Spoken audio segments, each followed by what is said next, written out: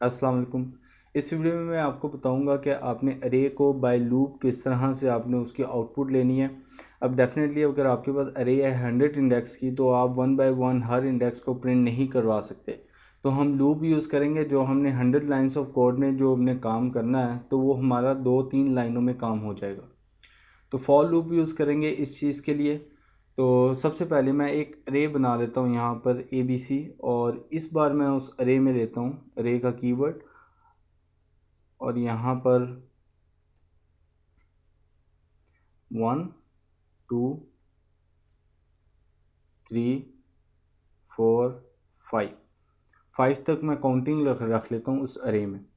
अब मैंने 5 तक काउंटिंग रख ली है। अब फर्स्ट ऑफ ऑल अगर तो मुझे इसे प्रिंट करवाना है तो मुझे ये पता होना चाहिए कि मेरी अरे कितनी है। मतलब ये अरे मेरी एक्सटेंड भी हो सकती है, हो सकता है मैं यूज़र से डाटा लेकर इसमें इनपुट कर रहा हूँ। तो मुझे सबसे पहले ये पता होना चाहिए कि मेरी अरे का साइज़ क्या है। तो उसके लिए PHP में हमारे पास एक फंक्शन आता है काउंट का। अब मैं यहाँ पर काउंट लिखूँगा और इसके अंदर मैं वो अरे का नाम दूंगा जो कि अरे मैंने बनाई हुई है, काउंट। अब अंदर आपने लिखना है $ABC, ठीक है। तो ये क्या करेगा, ये काउंट फंक्शन ये करेगा कि ये आपके $ABC में जो अरे पड़ी हुई है उसकी तादाद आपको बता देगा कि उसके इंडेक्स की क्या तादाद है। अब यहाँ पर 5 मैंने किया हुआ है। तो अभी इसको प्रिंट करने के लिए मुझे इसको एक वेरिएबल में रखना होगा। मैं लिख लेता हूँ लेंथ, और ये मैंने एक वेरिएबल में इसको रख लिया। अब मैं इको करता हूँ लेंथ को सबसे पहले, ताकि आपको पता लग जाए कि जो काउंट है वो काम कर रहा है कि नहीं। और इसको जाके यहाँ पर अपना ब्राउज़र रिफ़्रेश करता हूँ। तो यहाँ पर देखें ये मेरे 5 उसकी तादाद बता रहा है, ठीक है। 5 ये मुझे बता रहा है। अब मुझे पता लगा है कि मेरी तादाद कितनी है, मेरी अरे का साइज़ क्या है। तो अब मुझे क्या करना होगा, अब मुझे फॉर लूप लगाना होगा। तो फॉर लूप लगाऊंगा $x, एक वेरिएबल ले लेता हूँ, कोई भी आप ले सकते हैं। और उसके बाद इसको फ़िलहाल मैं ज़ीरो कर देता हूँ $x को। और उसके बाद मैं इस $x की पर कंडीशन लगाता हूँ $x इज़ लेस देन किससे होगा, $लेंथ से। क्योंकि उसके अंदर अब पड़ी हुई है मेरी तादाद, साइज़ मेरी अरे का। उसके बाद मैं $x प्लस प्लस कर देता हूँ, इंक्रीमेंट कर देता हूँ। अब यहाँ पर आकर मैं इको लिखूँगा। इको लिखकर जस्ट मैंने अब क्या करना है, उसको बताना है कि इस अरे के में से क्या प्रिंट करना है। $x,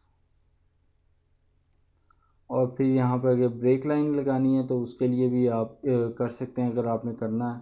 अदरवाइज़ आप कंकैटिनेशन के साथ भी मैंने आपको बताया किस तरह से करना है। BR लगा दें और ये ब्रेक लाइन हो जाएगा। सबसे पहले तो मैं आपको इसकी आउटपुट दिखाना चाह रहा हूँ। यहाँ पर जाते हैं, रिफ़्रेश करता हूँ तो 1 2 3 4 5 आउटपुट आ गई। अब इस प्रोग्राम को समझें ये काम कैसे कर रहा है। देखें, सबसे पहले हमने अरे लिए, अरे बना लिए, उसमें अपने वेरिएबल्स अपने वैल्यूज़ रख ली। उसके बाद अब मुझे उस अरे का साइज़ फाइंड आउट करना था। तो PHP में एक फंक्शन आता है काउंट के नाम से। मैंने वो फंक्शन यूज़ किया, उसको मैंने बताया कि फ़ंक्शन के अंदर कोई किस अरे का साइज़ मुझे चाहिए। तो मैंने $ABC की अरे बता दी। अब इसका साइज़ चला गया मेरे लेंथ के वेरिएबल में। इस अरे का $ABC की अरे का साइज़ चला गया मेरे लेंथ के वेरिएबल में।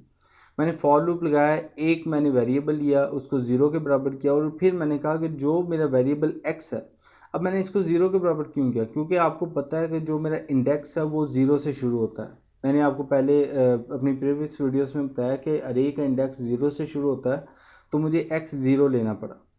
उसके बाद मैंने $x is less than length कहा। लेंथ मतलब लेंथ में अब क्या पड़ा है, लेंथ में पड़ा है ये काउंट, ये इस अरे की लेंथ कितनी है, तो वो चली जाएगी इसके पास, ठीक है।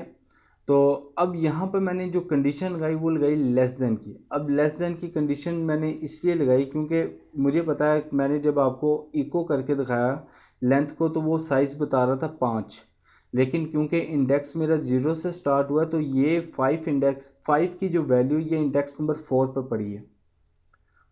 इंडेक्स नंबर 4 पर मेरी 5 की वैल्यू पड़ी है क्योंकि इंडेक्स 0 से स्टार्ट हो रहा है। लेकिन जब मैंने काउंट किया ABC को तो उसने बताया कि आपकी इस अरे में इतनी वैल्यूज़ हैं। वो वैल्यूज़ का बताता है कि आपकी अरे में कितनी वैल्यूज़ पड़ी हुई हैं। उसने मुझे बताया आपकी अरे में 5 वैल्यूज़ पड़ी हुई हैं। अब मुझे पता है जो अरे है वो 0 से स्टार्ट होती है इंडेक्स उसका, तो मैंने उसे लेस देन रखा। अब ये 4 पे जाके जब ये 5 पे जाएगा तो ये कंडीशन फॉल्स हो जाएगी और फिर मैंने इंक्रीमेंट कर दिया। उसके बाद मैंने जस्ट इको किया अरे, और अरे में मैंने बताया जैसे यहाँ पर 0 आएगा तो मुझे यहाँ पर x पे 0 मिलेगा अरे में, तो उसको पता लगेगा ABC 0 इंडेक्स को मैंने इको करना है।